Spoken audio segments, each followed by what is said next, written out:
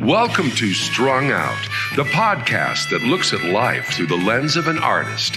Your host is the artist, writer, and musician, Martin Lawrence McCormack.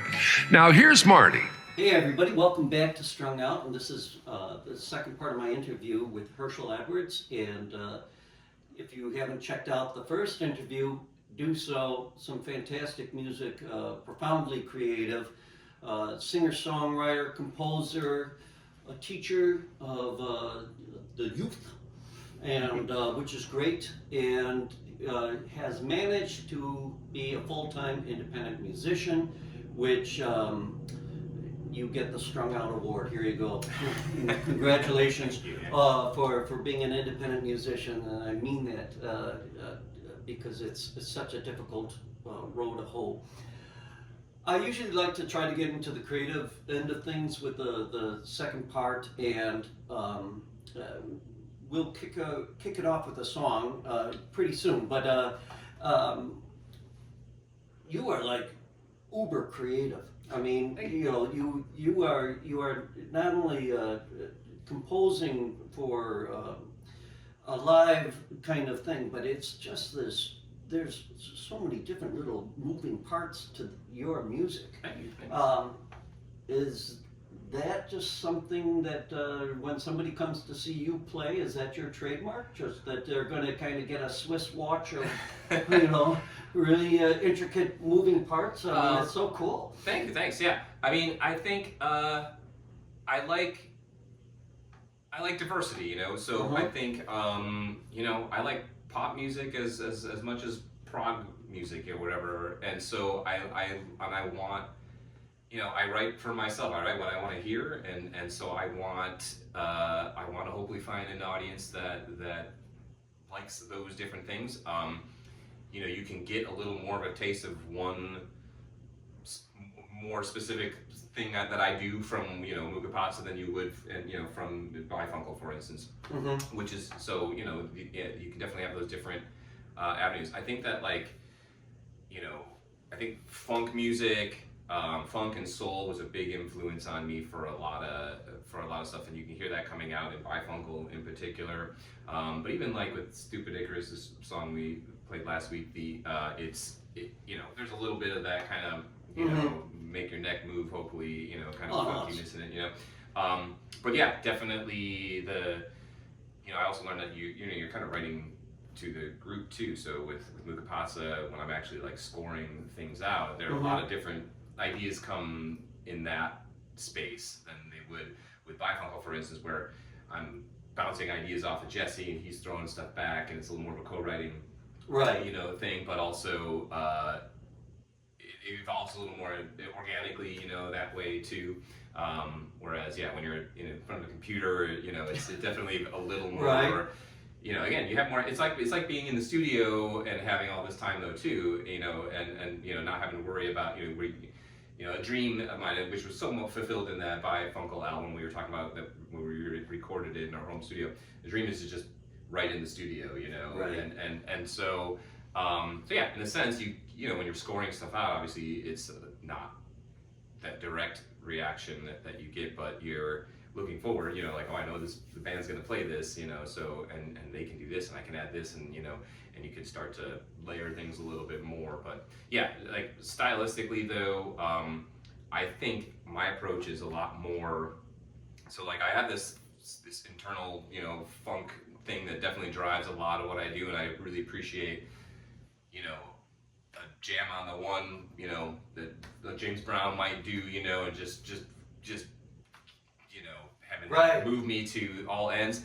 But on the other end, I'm driven by harmonic stuff, hearing these different chord changes, and that's when I approached when my first drum teacher had my mom give me that keyboard, I remember figuring out a major chord on every chromatic note going up, which is not the way you're really supposed to learn keyboard, right? But then when I picked up a guitar later, I realized, I can just do that by moving up by one fret, but exactly. It's completely different entry points. But yeah, I remember trying to figure out a major chord on off of every key, and eventually start putting these different chords next to each other, and getting these different colors or whatever, and you start figuring out what you like more, and I get again, I love the Beatles. I love James Brown. These groups that would do, you know, a basic chord progression. Beatles were nice. The Beatles are great in the sense that they would do something very familiar and then add that one little color chord or that two little things here and there that are like, oh, wait a minute, okay, they're going that direction. Right, they kind of throw, they throw you a little, yeah, which is nice. Yeah, exactly. So that definitely inspired me, but like, I definitely get grumpy about, you know, modern pop has just got, you know, 1, 5, 6, 4 progression for everything or whatever. But there are great songs here and there that just do the simple thing too. So I'm always looking for both angles. Well, give us, play for us a sample of what you're working on, and whatever you want. But that kind of underscores a little bit of that James Brown influence, if you have something like that, putting you on the spot, but on the Spotify, but that's or something that kind of shows how you go about, and maybe we can deconstruct the song after listening to it. This is a good one. We'll do this more recent than some of the stuff you've heard so far, but not that recent. We'll try Ceratops, which is by a bifungal tune. You'll hear the funk. You'll also hear a tritone chord, like a little relation, which is one of my favorite, chord progressions. Okay. Is that where the Triceratops comes from? Yeah. Totally. I like it. I like it. See, alrighty. We're ready to go.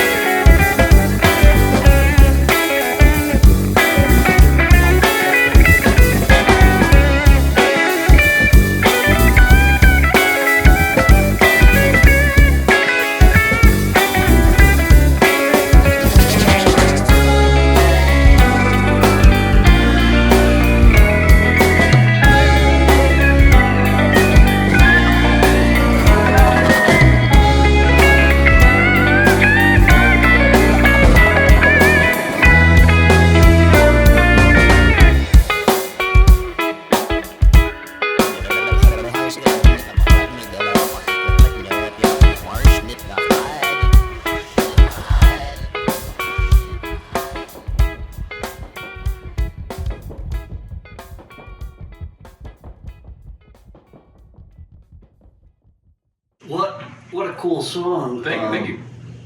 I can hear the James Brown. Yeah. You know, and that influence. I was thinking, you know, there would be something that James Brown would feel very flattered to hear. Wow. I think, you know. And what a great influence. You know, James Brown with not only you know, the stuff he produced, but the way he went about executing his music. He was such a disciplinarian. Yeah. Right. But then, on top of it, a showman. Mm-hmm. But listening to that piece, very complex. And when you're building a song, are you, and you're working in the studio, are you texturing as you go along, or give us an idea of like your creative process with that? Is it just, are you starting off with that guitar riff? What is it that, you know, how do you, let's deconstruct it just a little bit for the listener and the viewer. I definitely, you know, well, again, not always getting the advantage right in the studio, but usually, at least with this one, we had a little extra time in the studio to add to it or help and help with the arrangement of things for sure, right? But definitely, there's a, you know, I'm definitely, I compile ideas, you know. If you look at my notes, my notes app, you know, it's just all is just loaded with. So you have your graveyard, right? Exactly. My junkyard of junkyard of. Junkyard is the best way to put it because I still go back and tap into that. I still find parts, you know, to take from. You know, and sometimes it's years and years later, I'll be like, oh, this idea really goes with that idea. I'll take two things and like, well, I got half a song almost, right? Yeah. So yeah, with Triceratops, you know, I definitely had the, I don't know which came first, but I definitely had the bass line, the boom, boom, that going on. And then I think I, you know, kind of figured out, oh, that's really a minor one chord and then the tritone major chord. Right. You know, so I had those offbeat guitar parts that I came up with. And then I think maybe as a separate idea, I had the that was a little more kind of common, you know, funk groove or whatever. And so yeah, I brought those in to Jesse. That the C section that goes that little bit is a little more his idea, I think. He yeah, okay. So it was, you know, definitely still a collaborative thing going on there. And you can tell it's kind of guitar led. It's based off of those tritones, but it kind of builds from there, right? Right. It's like sprinkling down to the thing. Yeah, exactly. Yeah. So yeah, but in the studio, yeah. So we recorded this in Austin with a friend of ours, Phil Jarapu, and he had access to a lot of other little instruments, stuff that were around. So he had, I think you can hear what's the Yamaha electric CP. I don't remember, some Yamaha electric keyboard that you can hear in those C sections. A lot of vocal stuff coming in. So that, and then that's what I was saying. When we brought it back here to Chicago to mix it, and we had our friend, this guy named My Boy Elroy, who does like beatboxing. He's phenomenal, and he's also a producer. Cool. Does like live DJ producing and stuff like that. Songwriter. We had him come in, so everything there is made to sound kind of like, you know, DJ stuff, records, scratching and stuff like that, but he's doing it all with his mouth. So yeah, that's what we definitely knew we wanted to get him involved on with that track. So yeah, we layered that in.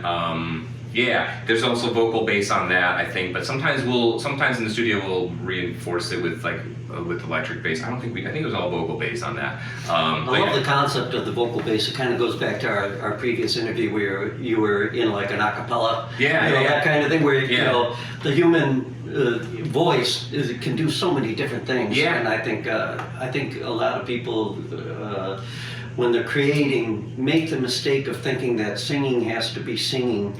Yeah. You know, you got this great instrument, you know, mute it, you know, right, it all, and you know, and you like hear the Mills Brothers, yeah, you hear. I don't know. Again, maybe just maybe it's just what comes through my feeds and stuff like that. But I do feel like more people are discovering, and maybe it's the solitude of music too, being online or whatever. More people are discovering what they can do with their voice, and you see that in those spaces. You know, I saw an ad for some music creating an app where you like sing a drum beat and then it makes a drum beat out of that, for you, and then you can, it kind of synthesizes your voice into other instruments, so you can make a recording essentially with your mouth still, Well, before we get into that, because you're heading into the land of AI. Yeah. But how do you know for you guys with your partner? How do you know when it's time to take it out of the oven? Yeah, good question. As I was saying in last week, when you have all the time in the world in the studio, sometimes it's very hard to know, and you can end up, what I'm calling George Lucasing your thing. You just keep going back and changing things. Right. So I think, we did this song, I think, live more before we went into the studio. That helps too, because you kind of have that structure. Sure. Worked out the kinks. Yeah, right. So you kind of know what's already working and what fits with the format of the song. And in that instance, it's like the My Boy Elroy stuff was just a little icing on the cake. We knew we didn't need to take it much farther than that. Just adding little bits in here and there. It makes the recording process fun too, right? And adding collaborators is always a great thing to have, but like you are kind of like a kid in a toy box, and when you're in the situation in a candy store, yeah, mixing my metaphors there, but I've definitely learned you can. It's hard to know when to stop. Toy box might be more appropriate because you are pulling out stuff and you're like, we can make this work and that. But the interesting thing is when you're in the studio, and we talked about this a little bit. I mean, the studio is the studio. Mm-hmm. That's why it is a studio. Yeah. I mean, it's interesting. Almost, you kind of wish that the general public could be privy to the creation process in the studio, because it is fascinating when you kind of. It is, again, that toy box illusion, of pulling something out of it and saying, "Oh my God, I didn't know I had this. Let's make this work." And but is that, with bifuncal especially, is that part of the idea, like with the live thing, is that you are kind of bringing that, a little bit of that creative process to the mix, or is it a little more, once I score out everything, like Triceratops, that's it, Yeah, no, I don't think the songs are ever really entirely finished. Again, I don't want to go back and George Lucas everything either, but because he also said that about Star Wars movies, and I don't like. Which makes sense. Yeah. But exactly, it's almost like, you're kind of releasing it into the wild, and then, but from there, there's always. I'm not a stickler for like we've done some of these bifuncal tunes. We'll just messing around in rehearsal. We do end up doing it at 3/4 the tempo, and we're like, I kind of like that. Let's try that. The next time we do the song or whatever. We'll do make it funkier, or we had one song that was called Rocksack, and then we ended up doing like a really faster version of it, and calling it Fast Sack, and then it ends up. Because of that, it inspires new ideas. We had a middle section that broke down in that song, and then we ended up, changing that because of the tempo, whatever. So, I'm never, and I also learned early on when you're writing for a band, like one of my first bands where I was the primary songwriter, I was singing and playing guitar in it. We just called it Hershyl. I had this. I'm a drummer. I had the drum parts pretty well. I had a recording.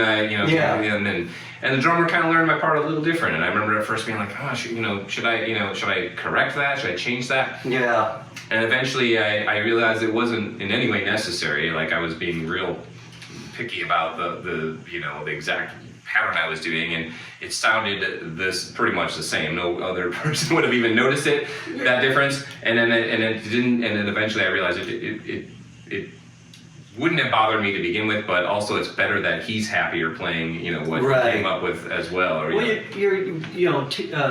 in a duo, and I've been working with Brian Fitzgerald for about 40 years. Yeah. So that collaborative process. Yeah. Where not necessarily what you're talking about with the band, but the point that you at some point you have to kind of let that artist take it and run with it. Yeah. Even if it isn't exactly what you want, there is a relinquishing of some control. Definitely. But when you are working with somebody, how do you guys go about it? Do you say, okay, you're going to do this part, or do you guys, or is it like you're both mad scientists sitting there and you're like, okay, see if it lives, that kind of thing, or what? It's a little bit of both. Okay. It's definitely, and so I've only had like 2 successful songwriting successful collaborations with different people. One guy was with that ska band that we talked about last week, Dave Wesley, who that's when I first started learning the kind of push and pull with that, right? Sure. I also learned that it's really freaking hard to create that with other people, right? So that's why I only had these 2 different partners. Right.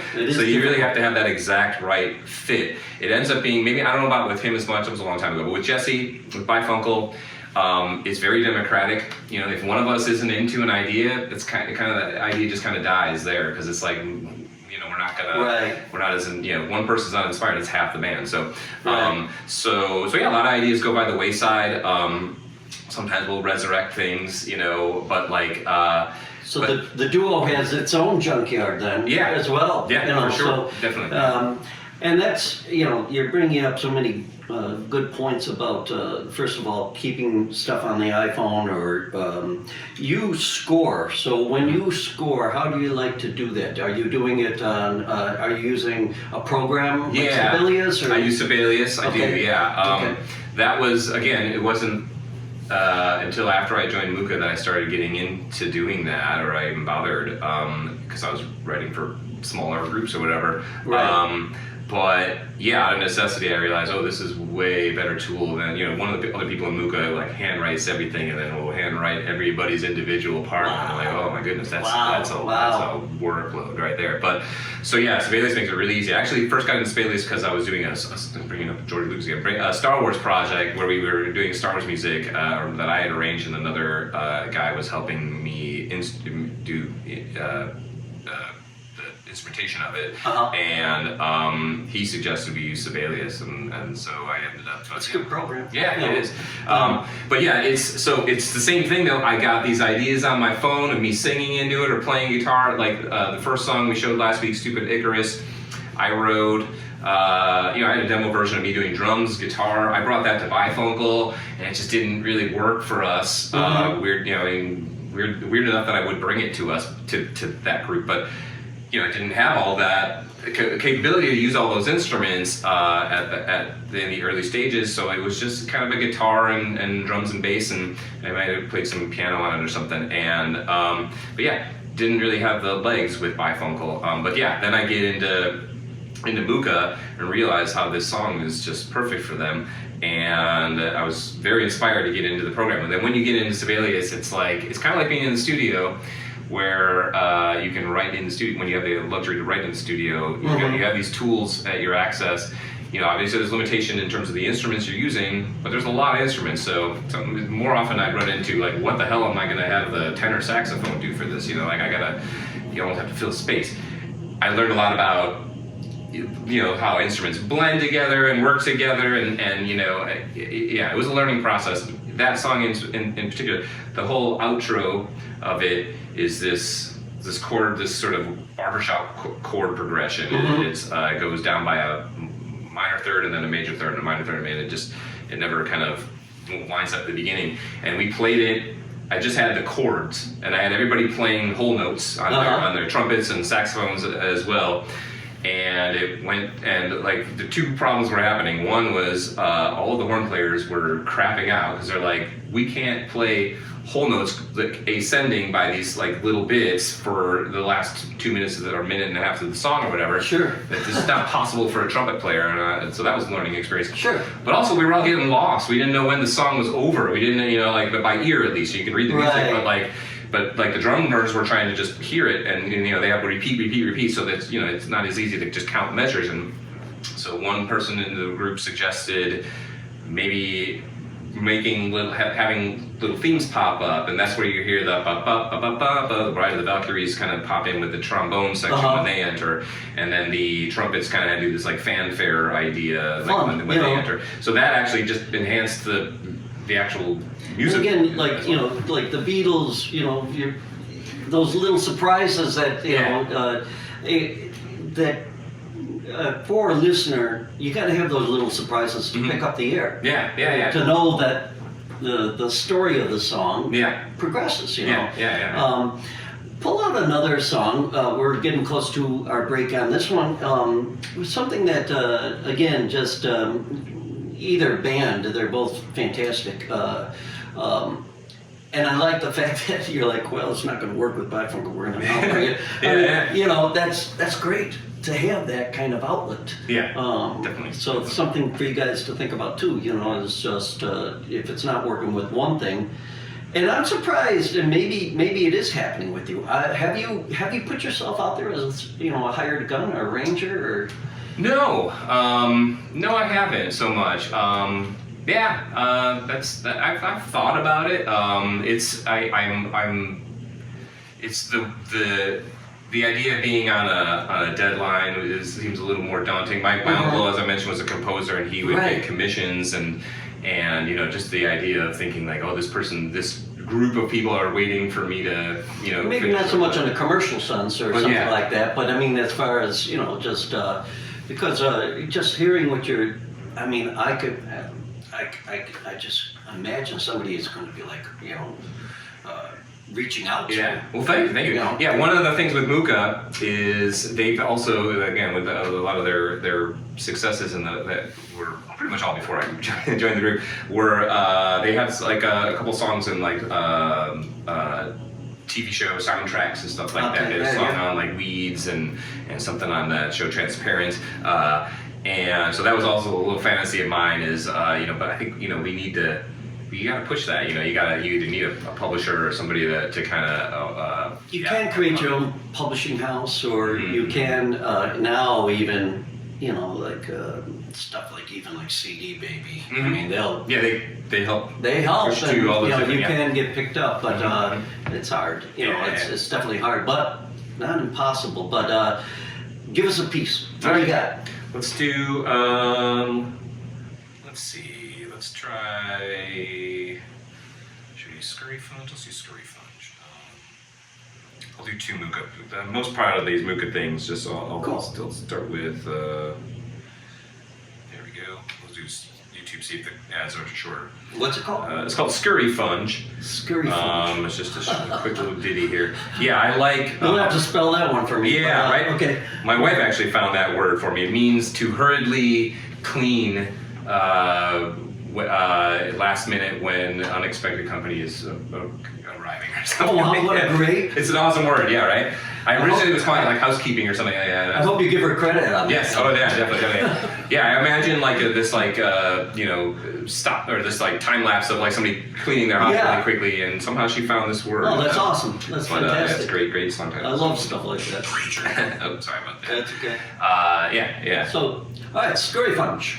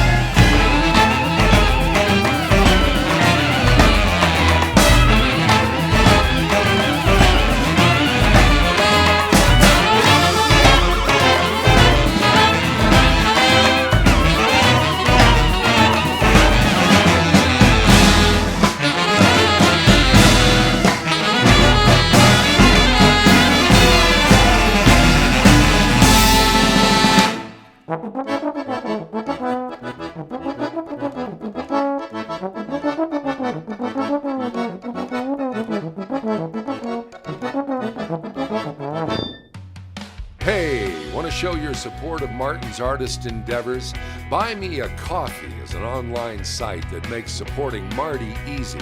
In just a few taps, you can make a payment of any amount, and no account is needed. You can also decide to become an ongoing supporter. Go to martinmccormack.com and click on the words Support Martin. Let's help Martin keep it all caffeinated.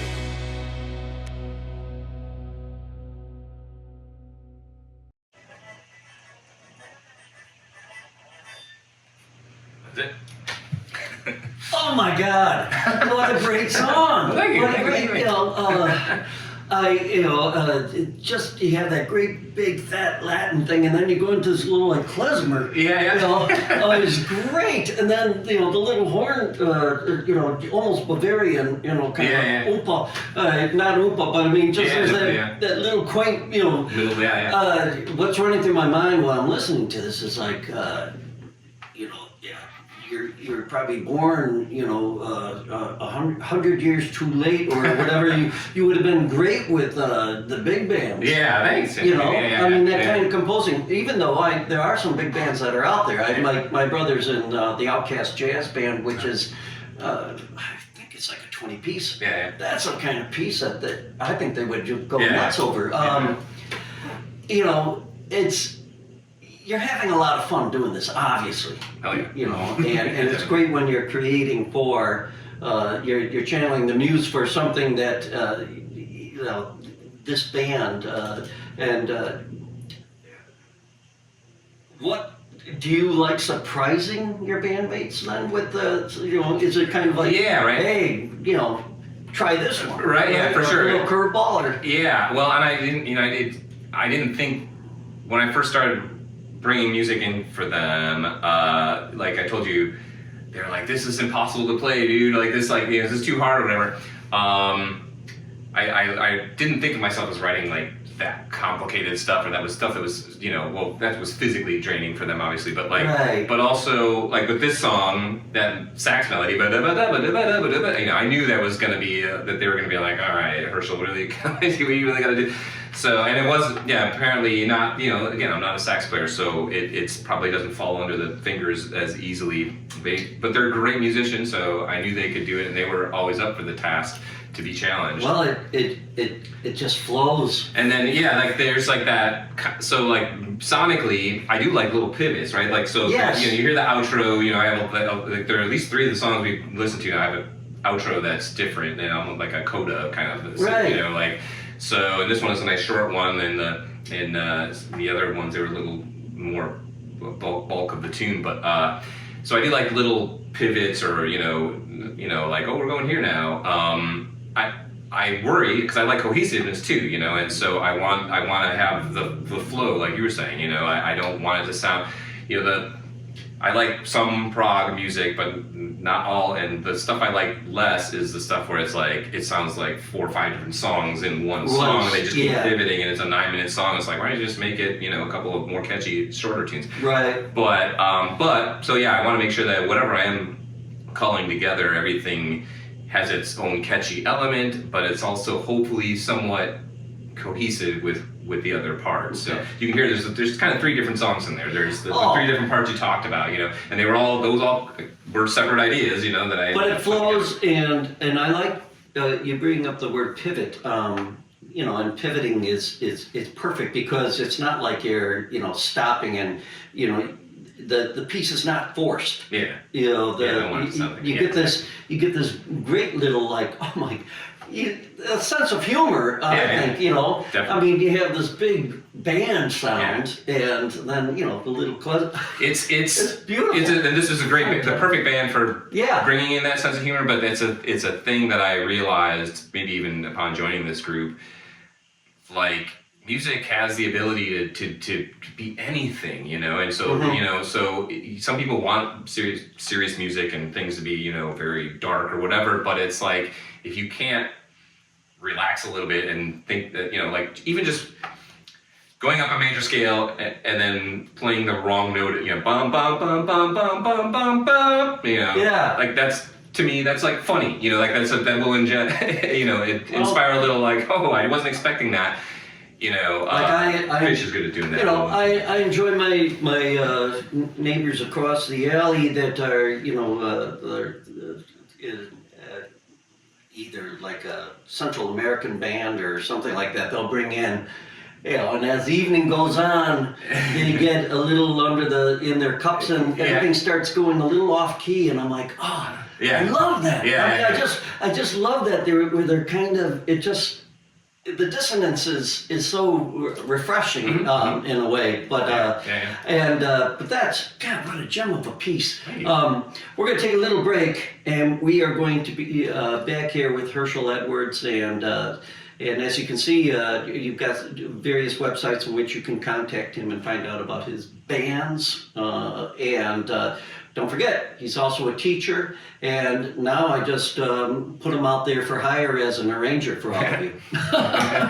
So we'll be back after this short little break. And 3, 2, 1. And we're back, and I don't know if I even want to go into AI with you, because I feel like, there's so much to talk about with what you're doing, but you're the perfect example of the anti-AI. I mean, we're in a weird world. A friend of mine's a great singer-songwriter, and he sent that, I think it's an article from The Atlantic that said that the country music industry has discovered that AI can crank out hits now. Yep. And so they're cranking out hits. And so that's what that's going to make them money. It's going to make them money. And when you're in the art for life, you mentioned it being a calling for you. What kind of advice can you give your students? What kind of advice can you give people coming into this world now, where it was difficult enough, it's difficult enough forging your way forward as a musician, but now you have, computers that are competing, competing with you, and especially if you're presenting it online. Let's say, I don't know how often you're able to get together with your acts to perform, but putting it out there online is the only way really a lot of artists are able to get things out there. But is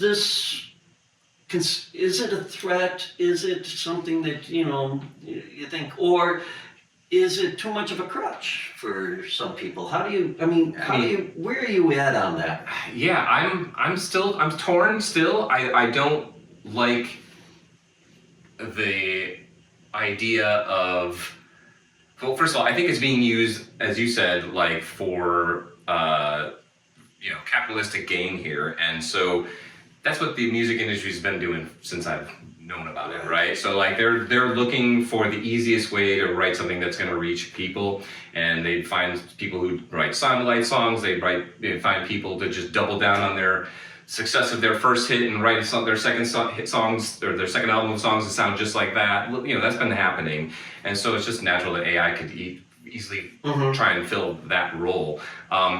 Part of me is curious, what AI could create once it's, again, it has to be like trained on music. I know to learn this stuff, but if you could let AI just be unleashed and come up with wacky ass stuff that nobody's ever thought of before, I'd be curious to see what it does. I don't think that,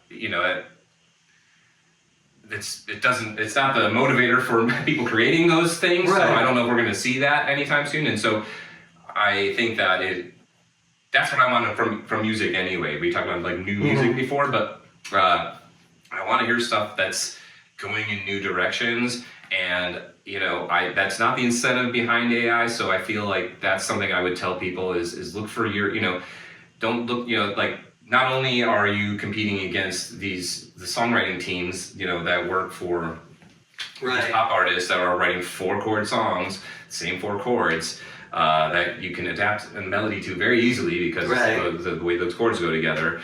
Now you've got AI, and then AI is doing the same thing. So find the human, and maybe AI would help us realize, because I know when I see an AI ad, my first instinct is get this out of my face. I can tell like it's like for some piece of furniture that looks fake, and it's like, I know if you buy that, it's not going to look like that, or those, I was trying to watch a cat video the other day, and it's like the voice is AI, and you can tell immediately. I'm like, I can't listen to this. I don't want to hear this fake crap, and so I think that's a human thing that we're all kind of like rejecting that, and so I think in terms of writing music, that's kind of one of the last bastions where you can go out there and do some very interesting things that maybe they've been, everything's kind of been done, but that are not being more popularly done. You can find those avenues that AI is not going to do, at least not for a while, because there's no profit incentive. And well, but then it also kind of maybe flows back to the idea of performance. Yeah. When you're up there, especially with bifunk, I keep going to the duo thing because I'm very familiar with the duo kind of thing, but how you want to have that diverse sound. So you're using some technology, but there's that creative element. People have to see that. Yeah. I think most humans need that. Yeah. I don't know. Yeah. It's just, but it's interesting that you can discern, what is real and what's not real. Yeah. And it's not going to be as easily discernible as time goes on, right? It's right.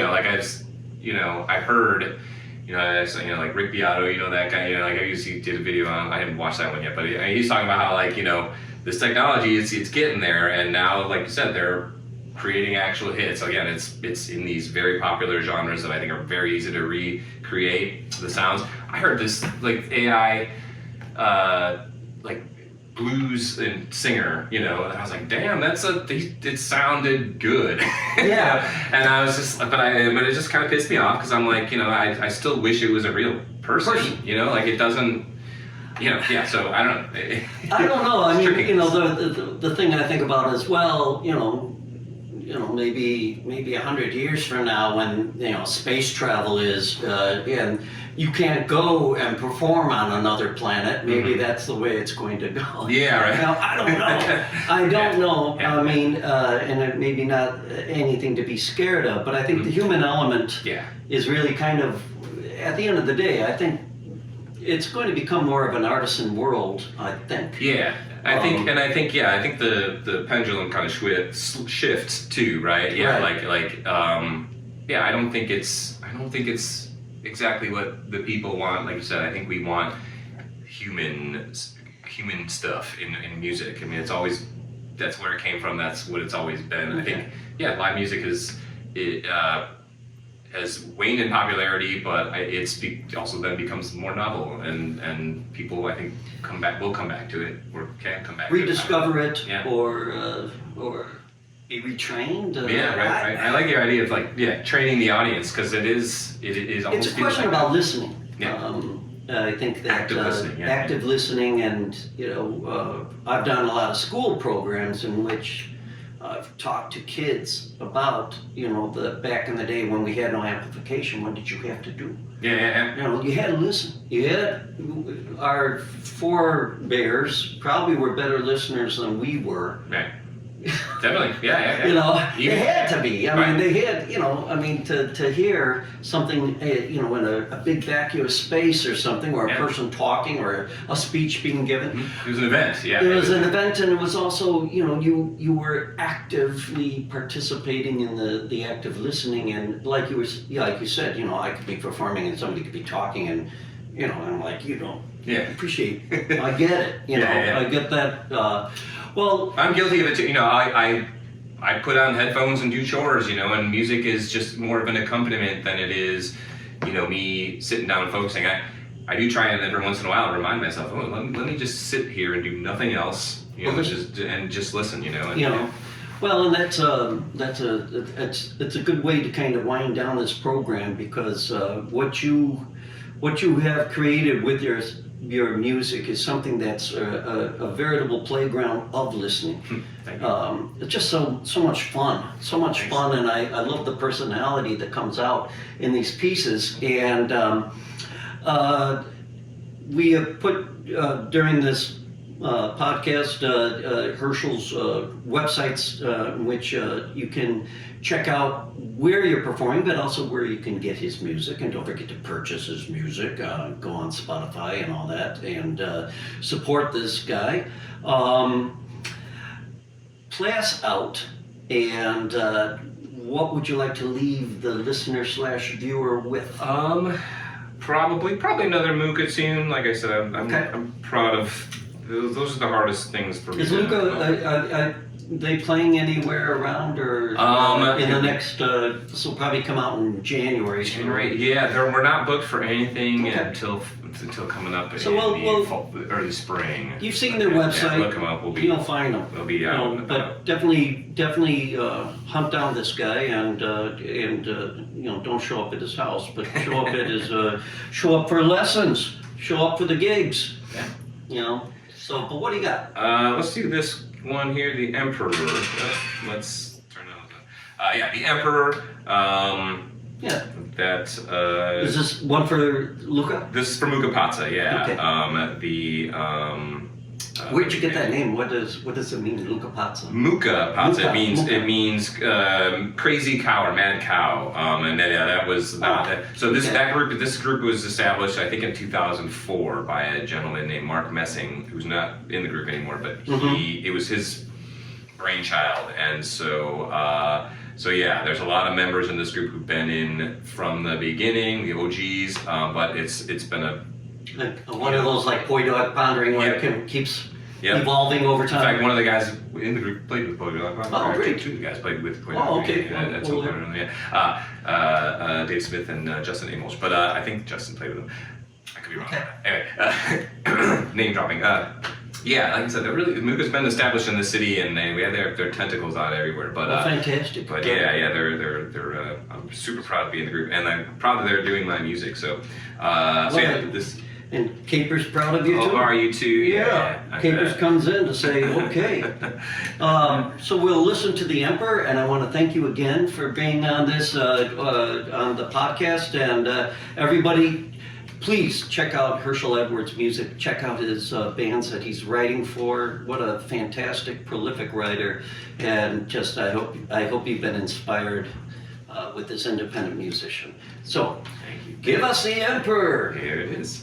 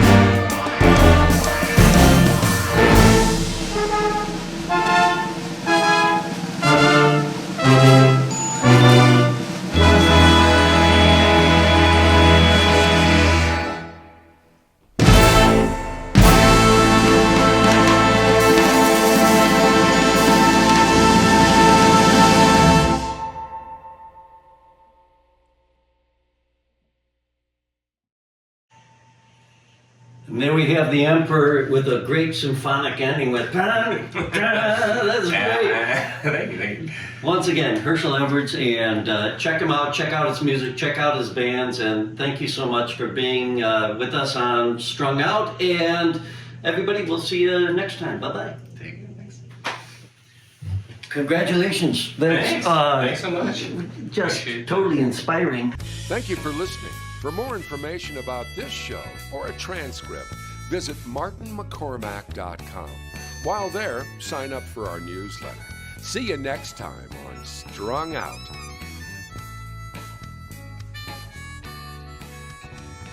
It's all so wrong, this pain we feel makes no sense at all. A swan song wasn't part of the deal.